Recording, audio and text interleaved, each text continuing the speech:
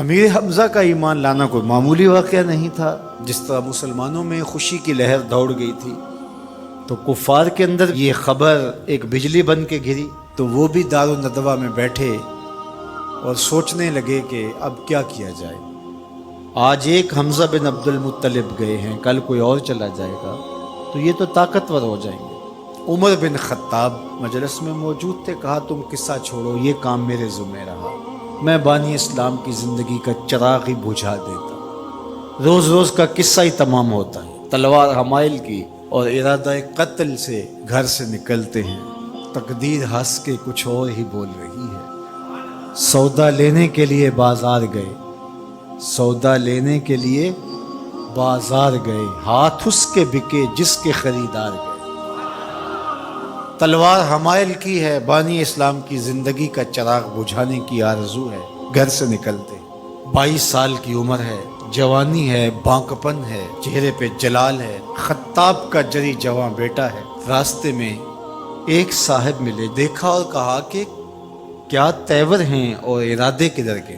کہا چراغ اسلام بجھانے جا رہا ہوں۔ کہا اس کی روشنی تو تمہارے گھر میں بھی پہنچ گئی۔ پوچھا کیا ماجرا ہے؟ کہا تمہاری بہن فاطمہ بنت خطاب اور تمہارے بہنوئی سعید وہ بھی اس آقا کے غلام بن گئے۔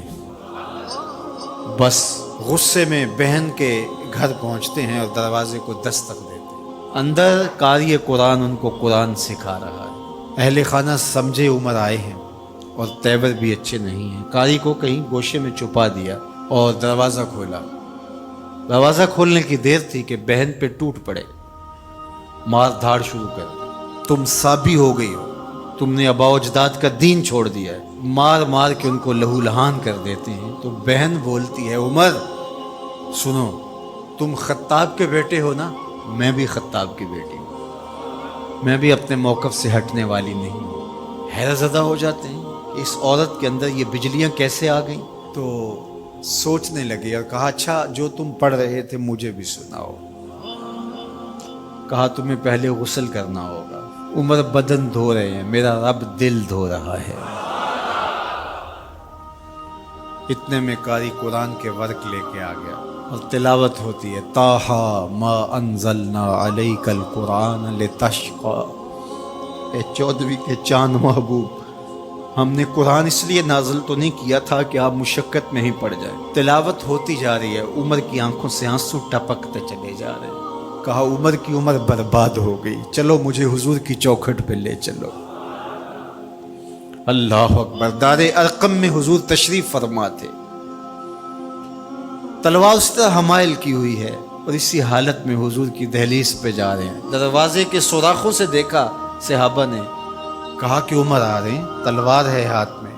تو حضرت امیر حمزہ نے کہا گھبرانے کی ضرورت نہیں ہے، اگر ارادہ خیر سے آ رہے ہیں استقبال کریں گے، خوش آمدید کہیں گے، بٹھائیں گے، عزت دیں گے، اور اگر ارادہ اچھا نہیں ہے تو اسی کی تلوار سے اس کا سر کاٹیں گے۔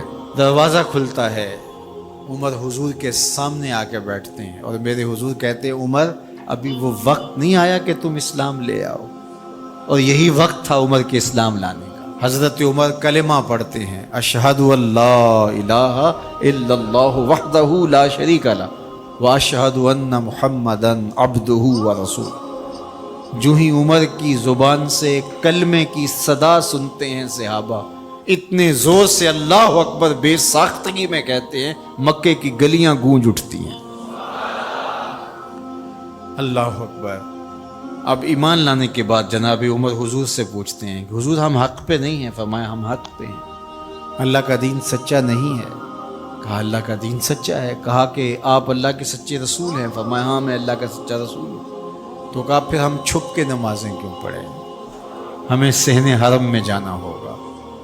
مسلمانوں کی 2 صفیں بنتی ہیں،